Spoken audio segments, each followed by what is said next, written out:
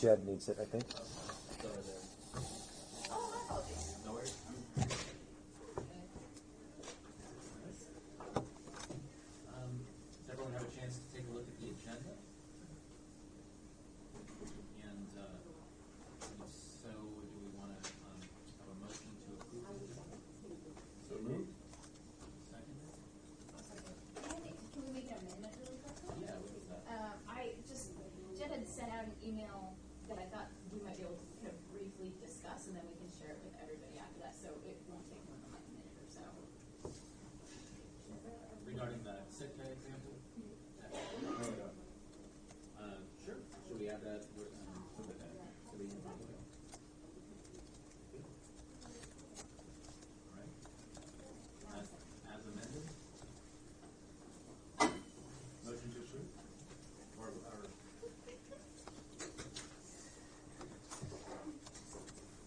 Motion to approve. Second. All right. Any opposition? You good? Approved? Good. All right. Thank you.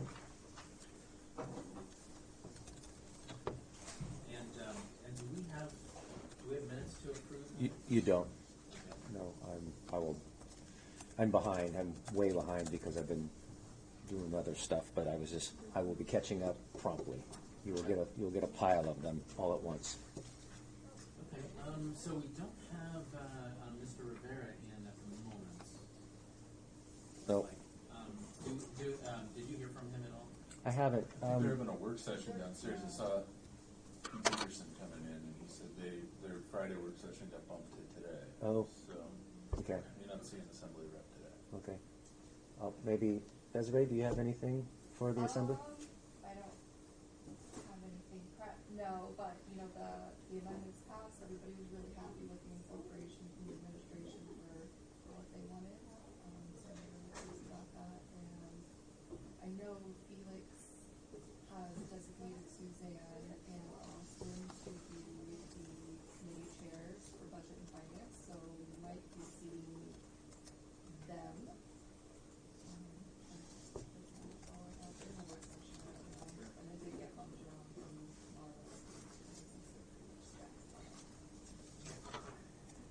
Thank you. I did say when I spoke to the finance committee a couple of weeks ago, I did mention that we always appreciate having the assembly chairperson here, and so I always think that adds a lot of value to this. So fully understand though the schedules don't always allow.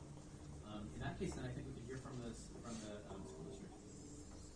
I don't really have anything going on. We're still waiting and seeing on the legislative process. The Senate passed their budget that included the full foundation funding and kind of what we have built in our budget so far. So we are waiting for that process to get the conciliation process and go to the governor to see what happens. Right. So the Senate budget did include debt reimbursement on school bonds, Mm-hmm. and the coming school district budget, operating budget, was not included in the budget in either their version or the House version, I think, right? Because it's already been funded last year. Right. It was an HB 287. It was funded from last year, so they didn't. As long as they don't touch it, their position is the governor can't veto it. And the Governor's position is he can veto it. So it's likely to end up in court at some point. So I guess that's hanging in the balance somewhat. Yeah. So we're kind of in a wait and see mode now to kind of see where it goes. So Right. everyone's getting ready for graduations and getting out of school. All right. Excellent. With that, I think Lance, what do you have to tell us from those? Sure.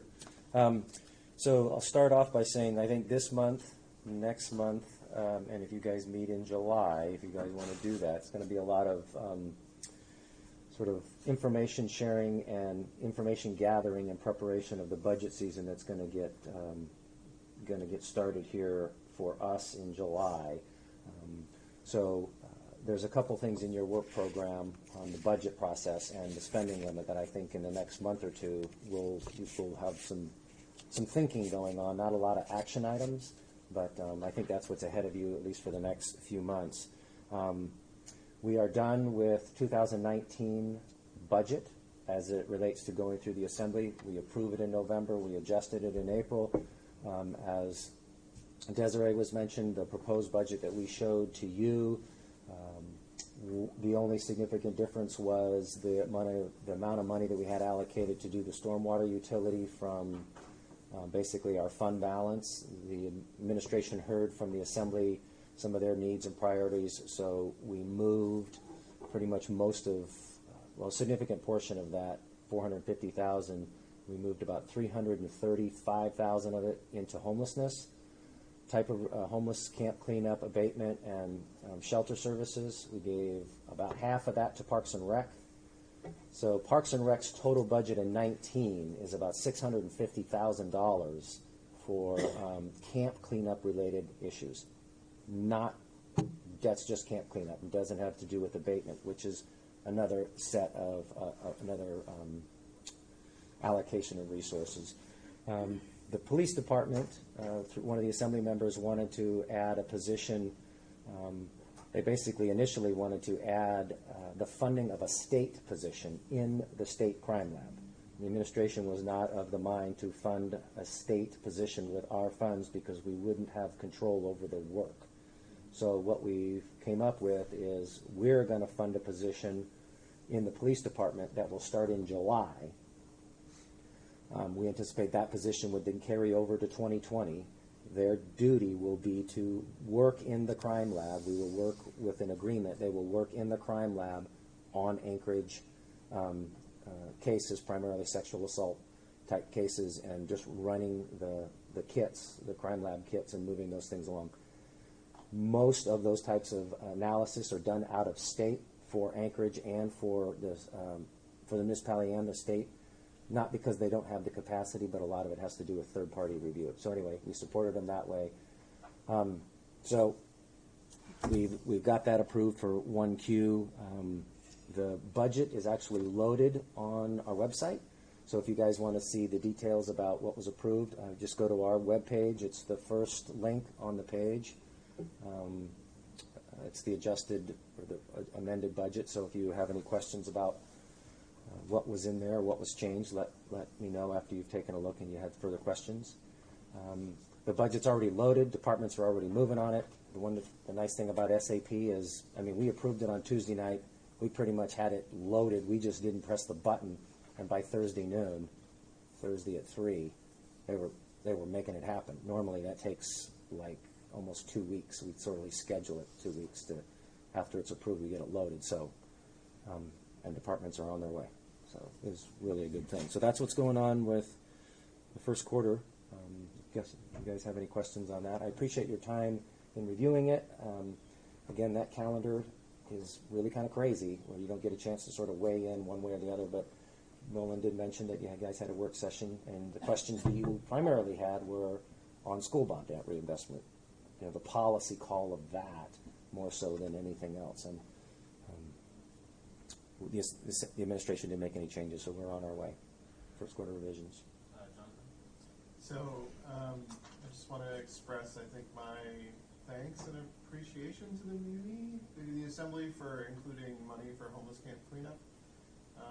My family and I, as part of Rotary, did the Anchorage citywide cleanup on Saturday. We walked from Lynn Airy Park to Elderberry, and between Lynn Airy Park and Elderberry, or almost Elderberry, we had maybe collected this much trash. And as you get to Elderberry, there's the turn there in the tunnel. Well, right over the berm there were 2 homeless camps that had been abandoned and burned. And we, along with some other folks, in about 15 minutes, filled about 6 trash bags full of stuff. And there was a whole other camp back in there that took one look at it, saw all the biologicals sitting around, and said, municipal issue, can't even touch that with my kids in tow. Right. It's getting gross out there. Yep. So appreciate the emphasis on the cleanup. I will. I'm getting some information together on the abatement side of the house to find out how much that's. Basically, what we have is there are at least 2 CAP teams.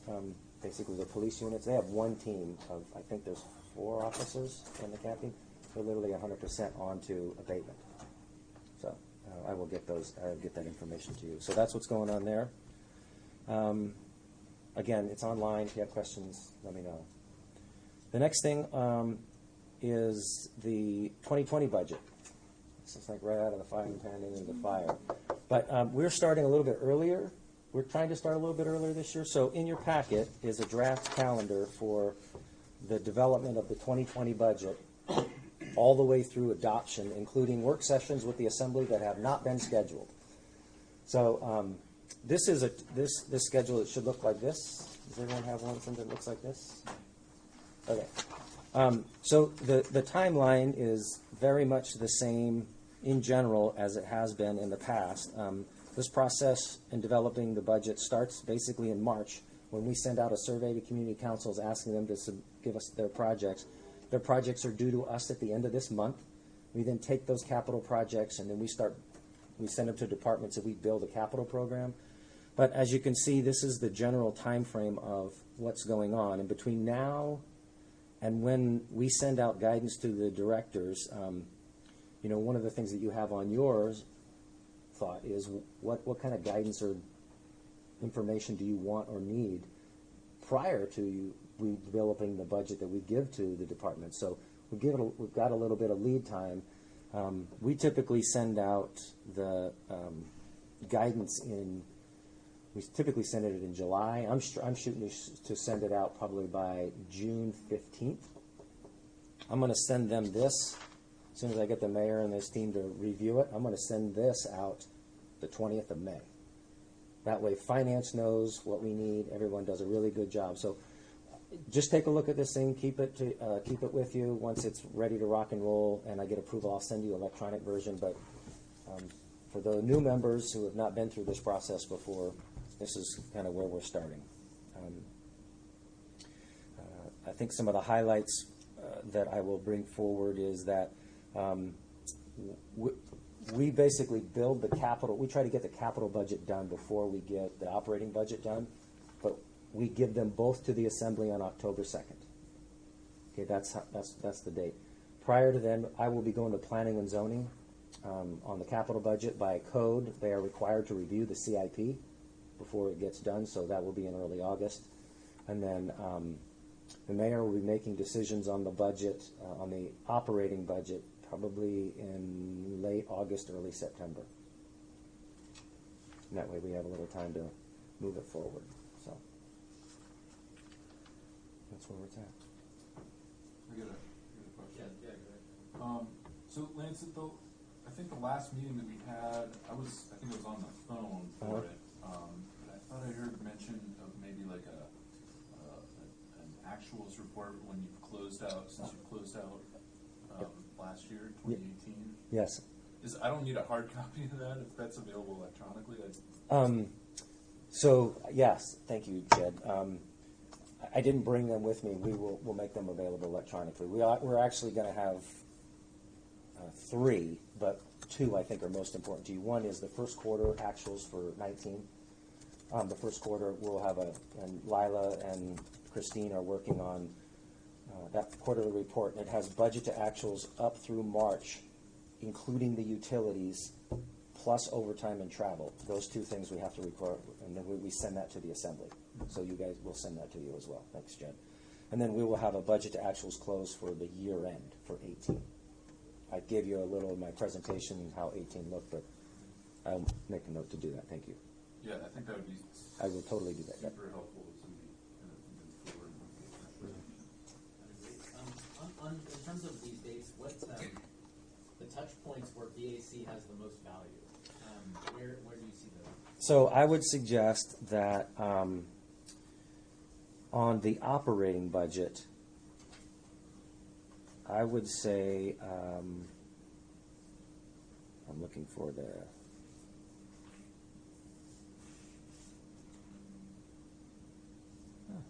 where the heck is it? Oh, I would say on June 14th is the schedule we have in which the mayor sends guidance to departments. Basically going to say, you can expect something flat, or you can expect these are my priorities, and this is what we're going to do with ML&P. That kind of stuff. That would be the first time. So sometime between the next 6 weeks. So at your June meeting, if you want to think. And this June 14th date, we've moved up a little bit. Typically, it's around the 20th or the 21st, so it's not that far off. But that's one touch point. The next touch point would be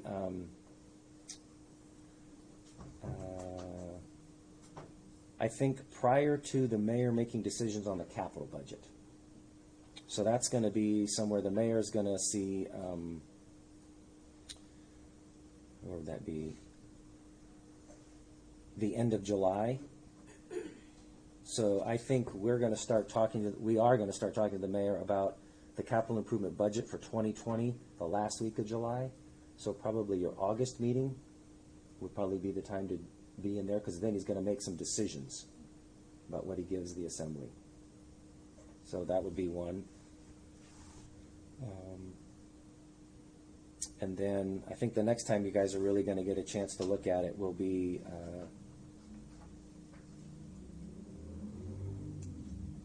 unless there's some policy issues that the mayor wants to bring forward that I'm currently not aware of, it'll be right when he sends in September, after we get the 120-day memo out, which will be his, basically, again, his priorities.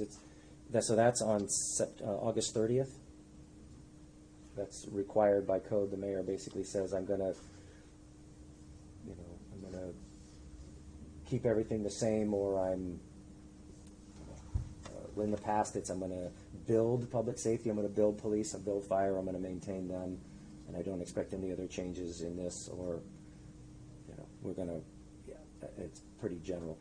That will be a time of the year we'll really know how we're doing in revenues this year, and we get a projection from Treasury how we think we're going to do next year. We'll also have the end of the legislative budget after, July. I don't expect we'll get an answer until after the governor signs it. So those will be my thoughts. So June, middle of June, end of July, end of August. And then when the budget goes out after that, you guys will chew on it again. Do you guys have any discussion on that or thoughts on that? Okay. I guess how much does the mayor's office want to hear from us? I mean, in the past we've sent response to the assembly. Mm-hmm. So would we have Ona in here and just have a conversation about what Absolutely. your thoughts are? Yeah. Or, Yep, absolutely. We can, and I think that I will reach out to them, since we are early in the process, if they have things in mind, like the Assembly Budget and Finance Committee, they instruct Nolan or the chair, please look into this, please do that, please make sure that, I can have Ona do that, or if I hear it from them, I'll tell you. Either way. Okay. But absolutely, we can get that, we can make that happen. And then this just kind of a follow-up. So how much, how much do you convey back to the mayor's office, our discussions or thoughts, or, just like a summary of what's going, is that something that you do? Or Yes. Is that, okay. Yes. I ask them before this meeting if there are particular things they want me to bring up. Mm-hmm. And if I do that, I share those. If there are things that you bring up that you're concerned about, or you're discussing, or you're debating, I let them know that you're discussing or debating this.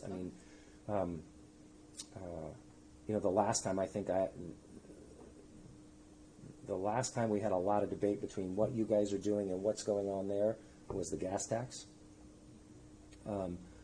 The alcohol tax, I don't think you guys had enough time to actually weigh in on that, so there wasn't a lot of back and forth between there. So, I want to push back on that statement a little bit, where it says we didn't have much time to push back on that.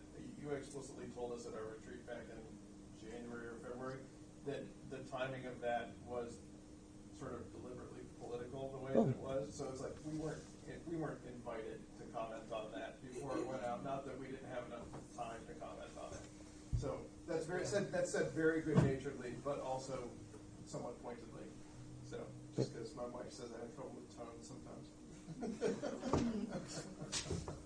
I get a lot of that. We did get a comment on that from the assembly too, that our resolution wasn't timely. Yep. It was kind of after the fact. So I'd like just to kind of weigh in on thoughts on that. It sounds to me like that issue's obviously not going away. So it's possible we have an opportunity to take a more proactive stance and try to learn lessons from what didn't work about the last attempt. Yeah. And maybe weigh in before another idea is floated. Because it sounds like one will be at some point in the near future. I just don't know by whom. Yeah, I don't disagree with Jed. I don't think it's one and done. Right.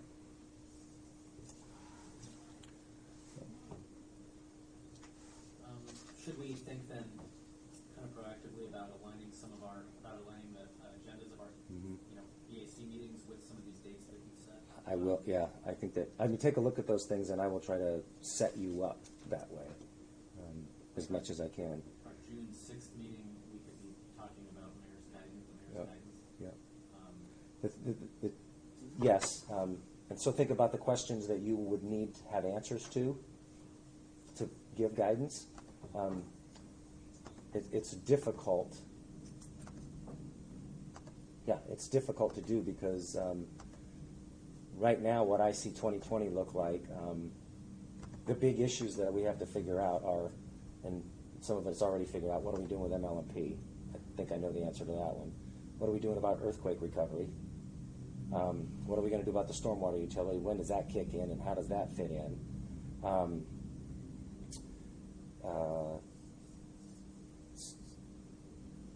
Depending on how the state works on bond debt reimbursement, that's not going to affect our budget, but it is going to affect the taxes, which may affect our budget. I mean, because at the end of the day, property taxpayers are paying $1 amount, and if they're paying more in bond debt, they might not want to pay. They might be resistant in other areas. It's going to affect what we do for our bonds for 2020. I mean, if they see that they're paying $600, $700 more for the average house, that might make them bond shy. There's a lot of things that could influence what we do. So Maybe our June meeting, could we have someone from the mayor's office? Could we have Yep. Donna or Yes. Jason or something? I will invite them. Absolutely. I think they would do that. Yeah, so I think something like that would be really helpful. Okay, I'll do that. Do we want to maybe proactively schedule some work sessions as well? Just because we don't have a lot of time in our regular scheduled meetings, so that, we can maybe work through a draft of something. To everybody else for extra meetings, and doing it over email works fairly well as well. That might be opportunities to schedule in some work sessions when we already know we have these big dates coming up. Yep. Yeah, I mean, I'm in favor of, having optional work sessions. I think that those do, have meaningful conversation and meaningful. I think that you guys should have them. And if the timing is not June, we'll make them so that they're impactful before we let the budget out as much as we can. And that's the conversation I will have with Ona and Jason. Maybe what we could do then is kind of as that kind of heats up and as the topics for the mayor's guidance start to take shape in the coming Yep. weeks, maybe we can kind of keep a dialogue going and see if a work session would be a really good use of our time. Okay. Maybe that's a quick one. What do you guys think there? Yeah, I'm a big fan of work sessions. I mean, we can accomplish so much by email, but I think having that sort of in person, just to feel something to me is valuable. Right. And we did hear, Lance had told us before that we actually kind of, that the email conversation that goes around, Right. the resolution, we actually have to be really careful with. Yeah. Yeah, for those of you who didn't hear that, I learned, because I was trying to be efficient, but apparently my efficiency was, I shouldn't do it again. I am open meetings next law. Yeah, so, yes. So, long and short is that I can send you a draft, but if you want to make edits, you have to come to me. You can't send them to everyone else. And then I have to craft one document. So if I send an email out and Tasha has a edit, Tasha has to send them to me without CCing everyone else. Just do it in person. Yeah, so anyway, that's what's up. So that's what's going on with 2020. One of the most important things I think that we need to do as an OMB, and I think the Budget Advisory Commission has a role in, is addressing the spending limit. So the next item on your agenda is the spending limit. And that you should have basically three pieces of information. You should have something that's a double-sided function and application of the spending limit. Looks like that. You see something that looks like that? And then you should have a copy of a letter that I sent to Shirley Nelson, who was the chair of this commission, for those members that are new. She was asking about the spending limit and the history of the spending limit, so I'm making another copy of what we've already given the BAC. And then a copy of an ordinance that was put forth in 2016 that would basically move the spending limit calculation to look like the tax cap calculation. And so what happened when we were building the 17 budget, the Assembly suspended the application of the spending limit. We built our budgets based on the tax cap. And for those who would be interested in, I can't remember 17. I have to go look at the math. In 18, we were $13 million under the spending limit, but we were at the tax cap. In 19, when we built the budget, we were $6 million under the spending limit, but at the tax cap. And then when we just did the adjustment, we were $4 million under the spending limit, but we were at the tax cap. So I'm giving you guys this information because this is the one thing I think you guys need to take a look at this stuff. You need to study this. We need to discuss this because my desires, if not goal, is to have the issue of the spending limit and the tax cap resolved before we get into the submission of the 2020 budget. I want this issue resolved so that when we're building the budget, we're building it based on, this thing back, whatever it is back in play. We do both calculations, but the spending limit is, it was an ordinance, and I can give you a brief bit of history. The spending limit and the tax cap came into existence in the same year, in 1983. The spending limit was introduced as an ordinance by Mayor Knowles. There was a petition to create a tax cap that went to the voters. That passed. The intention was, if the tax cap passed, the ordinance would then be defunct. We have never done that. We've just always applied the tax cap and always applied the spending limit. And the tax cap calculation is pretty clear. And we just did another vote in 17. It says this is what's going on with the tax cap. So we've been intermittently doing the calculations for the tax cap, and that was part of the information that I gave Shirley. So the spending limit doesn't take into account things like judgments and settlements. It doesn't take into account any revenues from the utilities. It's just silent on those things. It is. It doesn't take into account that if we received a grant from, I don't know, Apple or Amazon, if we received a grant, we were at our spending limit and we applied that, we wouldn't be able to accept the grant because we've already spent too much. It doesn't account for the allowance of applying fund balance if you want to spend it. The spending cap puts it's silent on all of those things. And so what we have here is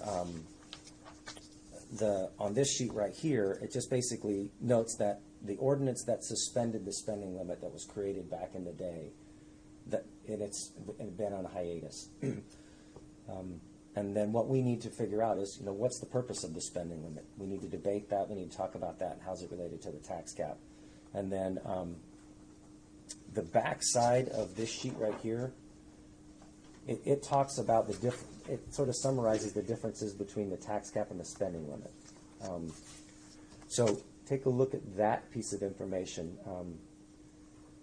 One example is the tax cap allows us to adjust our taxes based on a 5-year running average of CPI and population. The spending limit just looks at a point in time last year. one time. So if we get a spike in population and then a crash in population, or a spike in CPI and a crash in CPI, it makes the budget swing just like that. So the tax cap evens it out. And I'm not saying the tax cap's perfect. I mean, but it's a lot more predictable, and it's a lot more, you can manage your budget, you can manage your services with that level of stability. And so that's kind of that's the approach the administration is thinking. And then the ordinance that I gave you, 2016-130, this is the ordinance on the path to blend the tax cap and the spending limit. So I think the product that we come up with will be something like this one. It'd be amended by, take a look at this, but I think at the end of the day, this does that. Assemblymember Weddleton was probably the one most engaged in the conversation as it relates to how you might manipulate the spending limit, and what scenarios you might do. Maybe you don't include everything in the spending limit that's already in the tax cap, and what would that do? But this basically says we stay with the tax cap. It makes it look like the spending limit. In the event the tax cap ever went away, the spending limit comes back in. It doesn't get rid of it. It just makes them the same. So that was the philosophy where we left it, and now we need to pick it up. And I'd like to get it done in the next, I'd like to have it through the assembly and approved by August. So this was just not acted upon. Right, it was proposed, and then it was postponed indefinitely, and they basically suspended the spending limit and said, well, what about this and what about that? Well, it was done at a time when we were doing the budget at the same time. They said, enough. What are you at right now? We're under the spending limit. Okay, park it, do some math, do some analysis, come back and tell us the suspension is up, and now we got to get back at it. So that's where we are.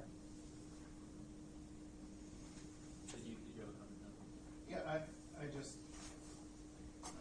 in looking at the spreadsheet on the back of this, I just wanted to know, and I just wanted to know how many years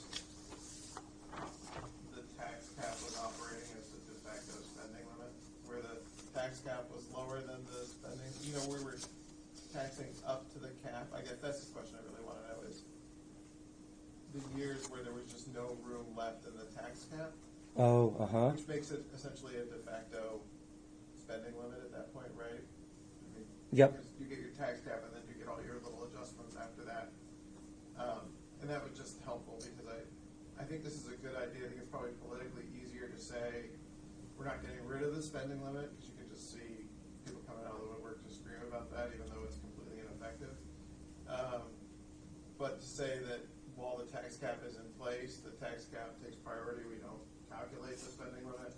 Here's how we calculate the spending limit if the tax cap ever goes away. Right? Yep. That's politically a lot easier than we're going to get rid of it because you can just see people coming out of the woodwork if you said we're going to get rid of it. And honestly, if you folks think that, why do you have both? I mean, there's a political calculus to be had, but if you actually think from a non-political purpose, if you actually think that having one and not two is cleaner and clearer, then you should think about that. And that's the kind of guidance I think that you should debate, whether or not that's a good idea or not. I'm just saying where we left off. Well, I mean, if Apple has $225 billion in cash. If they showed up tomorrow and said, we want to do X for you, and we couldn't take it because of the spending limit, that's stupid. Well, if they showed up with more than $4 million, we could only take $4 million if we applied the spending limit. Right. Not that I think that Apple's showing up tomorrow with a truckload of cash, but I mean, it's stupid to sort of limit ourselves in that way. But Bloomberg has, Yeah. so Right. it's not unfeasible. It's not unfeasible, right? And have to say, oh, sorry, we can't do it because, we're not going to do that. So. And the question I was going to ask was very similar to what you just put forth about why. I was going to the why do we have both? Why not just have one? I guess what I'm curious about is, so what would it take to get rid of the tax cap? Because that's the worry is that if the cap is gone, then we need this spending limit just in case. It takes a vote of the people. And so I guess my don't want to see that, then just don't vote for it. Why do we need both? It seems like we're making government less efficient by having these two caps that you kind of have to balance. And even if they were the same one, it's still two things that you have to do instead of just doing one. It's not so much. I'm sorry, Carla. No. It's not so much as doing two calculations. That's okay. It's the applications. It's the variables in the calculation that are causing differences. We are required to go by the tax cap. I mean, we're required to apply that. It's in the charter. It's in we try to apply the ordinance, and we do apply the ordinance. We don't really do anything with it. I mean, we do the math, but it's not been influencing the decisions of many administrations. This one, the Sullivan administration, the one before that. Sometimes it's hot, sometimes it's not, and sometimes as history has shown, because we went back a long time, sometimes it's only applied when you approve the budget and never applied when you do first quarter revisions. We apply the tax cap when we set the mill rate, Yeah.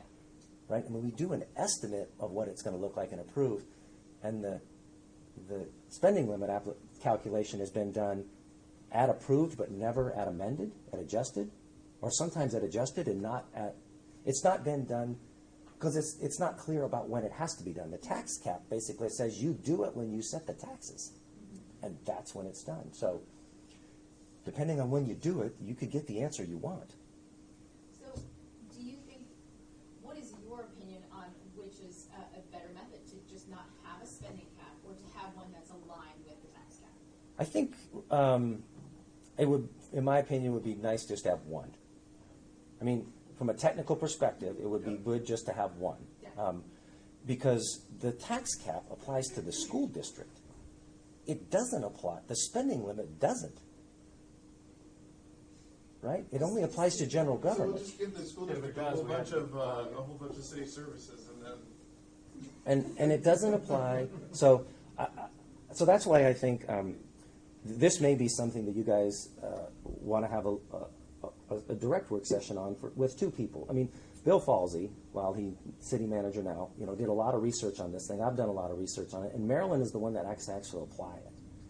So we would be willing, I think, some time to talk about, figure out what you want to do. Ask these crazy, the crazy questions, and ask the really hard ones, because vetting it through you will help us have a better proposal when we get to the assembly. It's on your list. I think the assembly, if not to Nolan, to previous, it basically says we need you guys to, we want you to tackle the spending limit. This is one thing I told the mayor's office that I was going to bring forward. Now's the time. Let's get to it. Let's get you guys working on it and figure out what you guys recommend before we build 2020. So. Is the, yeah, go ahead. May I ask just one more question, and sorry for my ignorance on this issue. But if there was a spending limit and new funds came in somehow, some way, would it stop us from going, more money, let's spend it?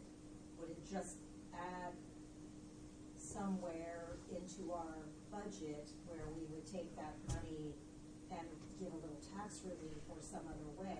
Is that maybe the purpose of it, and wouldn't that be okay? That's a good question, Carla. I don't know. I mean, if Apple showed up and they wanted to give us $10 million, could we receive it and then just not spend it? Well, you'd Or spend receive it, it, but not you spend wouldn't taxes. spend Yeah. tax dollars instead. Maybe Oh, give you tax supplant. relief. You supplant. Yeah, so in other words, instead of us saying we were going to spend $1 billion, now we can spend $1 billion, $10 million because we got more money. Instead, that $10 million is some type of tax relief for. You see what I mean? When we agree not to spend more, we agree to take that money and provide some money. It'd for probably depend on what the funds are for, because most of the grants we get have very strict guidelines of what we spend it on. True, So I can't but shift that and spend what I'm doing now over these grants. The we supplanting all rules. know grants can fit into a, I think you have to be really careful with that, because I work with a lot of grant maker organizations, and if you want to make sure you're not violating federal law and state law. But this is what I'm saying, before everybody goes, 2 sucks and get rid of 1 or whatever, maybe we ought to think about that angle, if that is an angle at all. No, I think go look at the variables in that, and then the clarification of that's a really good question. Because, for example, let's say we think we're going to get $6 million in revenue sharing and we get 10. Okay, we've got more money than we have budgeted. Do we take that extra $4 million that's outside, and we've already achieved the spending limit with the 10 or with the 6 in it, and we get this extra 4? Do we take the extra 4 and put it back into our expenses, and by reducing the cost of everything else, but we're not adjusting the spending limit? I mean, We're not exceeding it. we're not exceeding it. I mean, we're just going to stay at whatever it is. That's a good question. I don't know the answer to it, but that's really good. Reserve. I think that might be the idea of the spending limit, because why else would they do it? Well, I think they just didn't want, If if you you got think, more money, you the just kept reason that spending. they did it, if you think about it, is here's an ordinance, here's a charter change that's coming down the pike, right, that's going before the voters. So my play is, I'm gonna put in a spending limit so that people will say, oh, I don't need that tax cap. So my suspicion is that the spending limit came into play as an idea of trying to defuse the possibility of having a voter initiative to change the charter limit. And you see this. But he's saying that the tax cap and the spending limit came in at the same time. Right, but they came in the same year, not in the same action. Spending just before The spending came in before the cap, and you see this all the time with the legislature. They see a bond, what is it called? Petition. A petition coming, and the petition laws say that you can't have a petition in a year that the legislature substantially acted on a similar issue. So they'll pass ordinances, they'll pass legislation that will take those ballot propositions off the ballot. And so I suspect that this was the same sort of thing in '94, and that's how you ended up with both, is the Assembly passed this in an attempt to defuse the situation, and they failed, and that's why you ended up with both, because that's really logically the only reason you'd end up with both, is that there was a political play going on at that time. That's one possible, I think.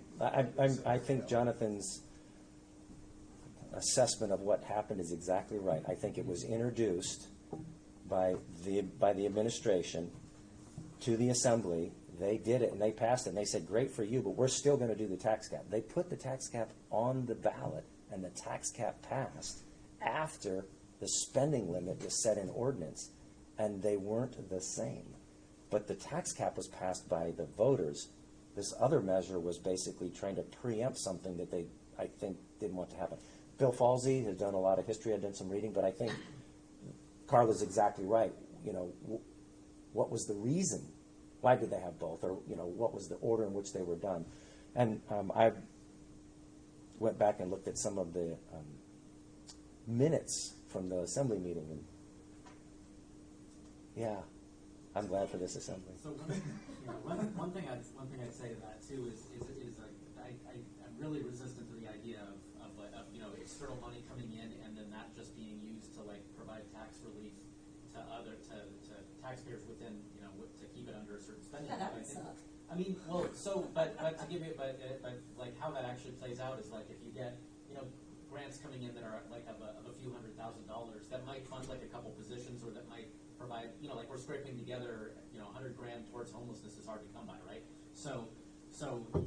But $300,000 worth of taxpayer relief is jack squat, actually. So it's a diffused benefit. On a per capita basis, So let's defuse this a little bit. First of all, tax Doesn't relief. have to be tax relief. Tax relief would be great, fantastic. But the fact of the matter is that people don't get money for tax relief. They give money to causes and actions that they care about. So no grantee, and this is a really like, who knows with this scenario, no grantee is going to come in and just say, I give you $10 million out of the goodness of my heart. They come in and they give money that's aligned with their values. Okay, why not don't you to be guys go good back bank. to his last scenario instead of talking about grants? Because I think that's where we see this being an issue. I think your question is valid, right? Which is, could we go back and do that? But I think the fact of the matter is where this is most likely to bite us is if somebody showed up with money, and dedicated money, you either couldn't spend it or you would have to work with them to structure it under the existing spending limit. And you could be in a scenario where somebody shows up with money to do something, and in order to do that, you have to cut existing spending to fit that grant in there. And I don't think that's the intent, right? Hey, if your be-all end-all is cutting spending just for the hoots of cutting spending, maybe that works for you. But if you're thinking about saying, well, these services are needed, that might not be the best situation, right? So we're trying to balance that out.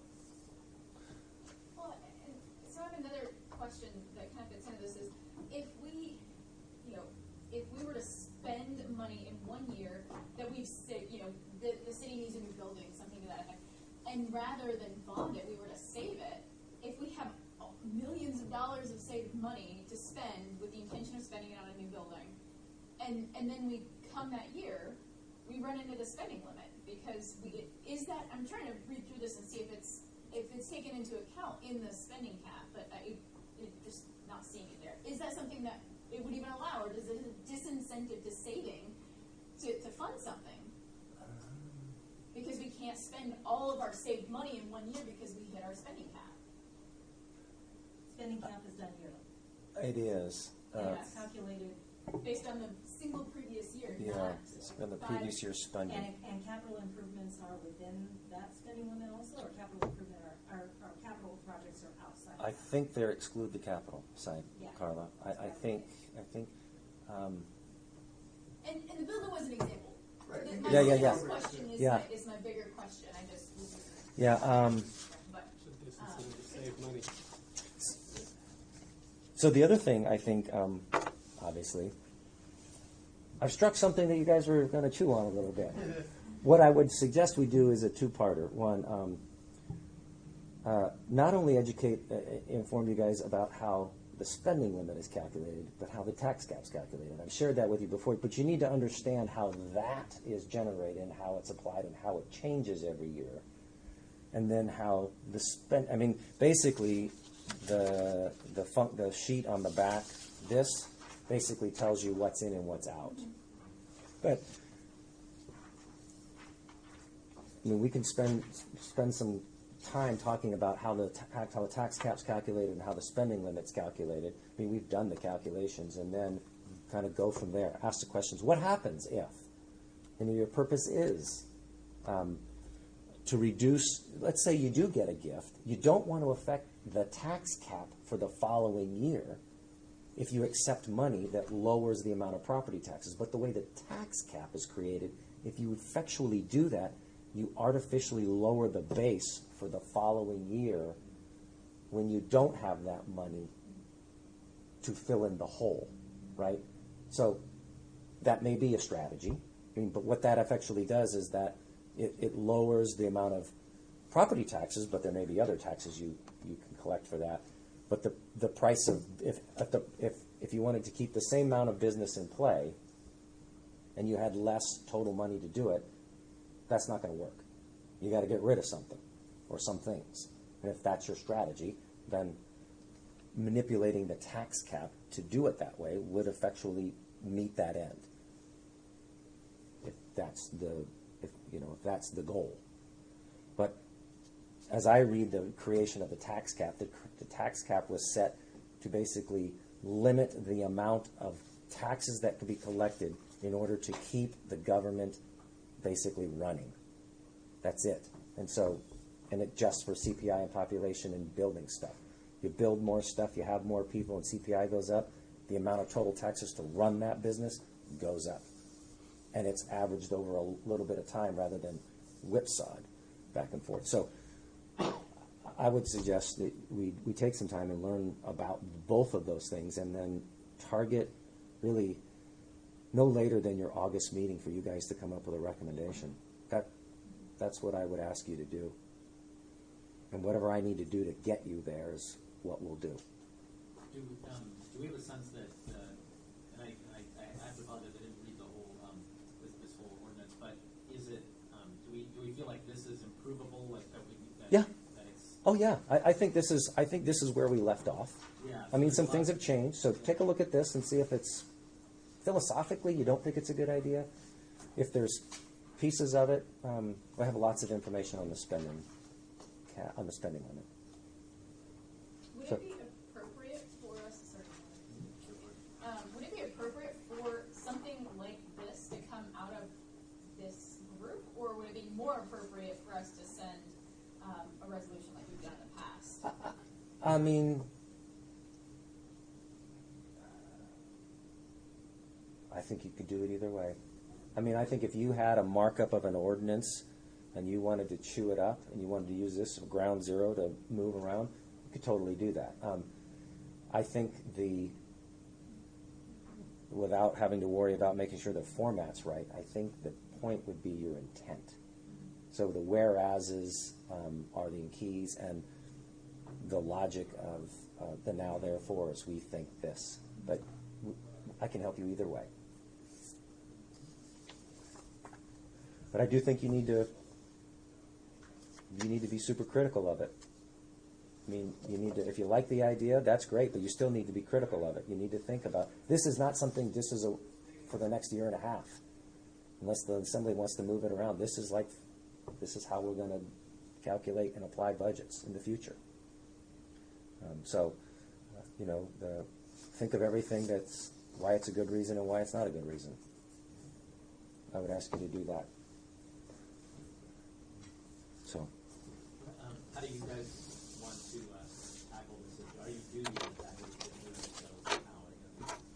So how I think that we've been thinking about this at least since January. I would just like to see us maybe come to our June 6th meeting at 11:30 and just have a work session beforehand and do a resolution. And move on. Start with that. Okay. I will. Is Marilyn here on the 6th? We'll figure it out. Yes, we'll figure it out. Because we did also want to have a talk about the guidance on the mayor's guidance to the departments also on that June meeting too. And so that is where we might have to, where we probably, I don't know if we can do both of those enough justice in one meeting. How is your guys' time on? I mean, can you spend an hour and a half or two? We can break it up. I mean, if you're here for 2 hours, we'll bring lunch. We can start at 11, go to 1, and take a little break in the middle if you guys want to do that. Or you can come at another time and have a work session. I don't know when the fish start running, but I start losing people after Memorial Day. I really do. Kings, there aren't any more of those. I don't know. You might be out of halibut. I mean, if you're in saltwater, you're doing a good thing.